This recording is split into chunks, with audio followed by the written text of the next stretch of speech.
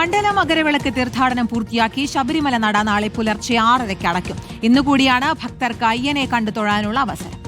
നട അടയ്ക്കുന്നതിന് മുന്നോടിയായി വൻ ഭക്തജന തിരക്കാണ് സന്നിധാനത്ത് അനുഭവപ്പെടുന്നത്. ഗോകുൽനാഥ് ഉണ്ട് സന്നിധാനത്ത്. ഗോകുൽ, ഒരു മണ്ഡലകാലത്തിനു കൂടി പരിസമാപ്തിയാവുകയാണ്. ഇന്ന് എങ്ങനെയുണ്ട് തീർത്ഥാടകർ? തിരക്കുണ്ടോ?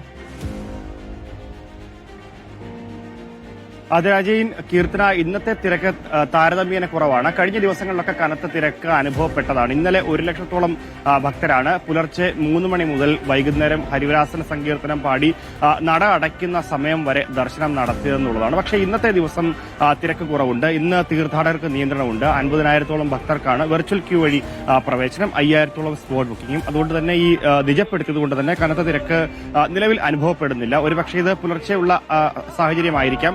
വൈകുന്നേരത്തോടുകൂടി കനത്ത തിരക്കിലേക്ക് സന്നിധാനവും പരിസര പ്രദേശങ്ങളും ഒക്കെ മാറും. കാരണം ഇന്നുകൂടി മാത്രമാണ് സന്നിധാനത്തേക്ക് ഭക്തർക്ക് പ്രവേശനം. നാളെ പുലർച്ചെ 6:30-യോടെയാണ് തിരുനട അടയ്ക്കുക.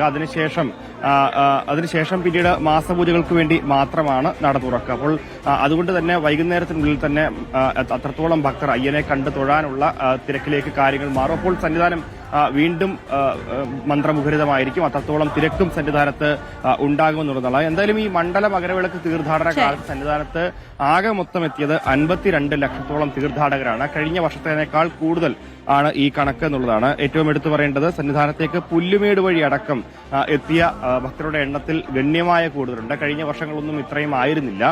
എന്തായാലും 52,000-ഓളം ഭക്തരാണ് പല പാതകളിലൂടെ സന്നിധാനത്തേക്ക് എത്തുകയും അതേപോലെ തന്നെ ആകെ മൊത്തം 52 ലക്ഷത്തോളം ഭക്തർ പൂർണ്ണമായും എത്തിയിട്ടുണ്ടെന്നുള്ളതാണ് കണക്കിലേക്ക് വരുമ്പോൾ. അതാണ് ഒരു മണ്ഡലകാലത്തിനു കൂടി പരിസമാപ്തിയാവുകയാണ്. ഭക്തർക്ക് ഇന്നുകൂടി മാത്രമാണ് ദർശനത്തിന് അവസരം.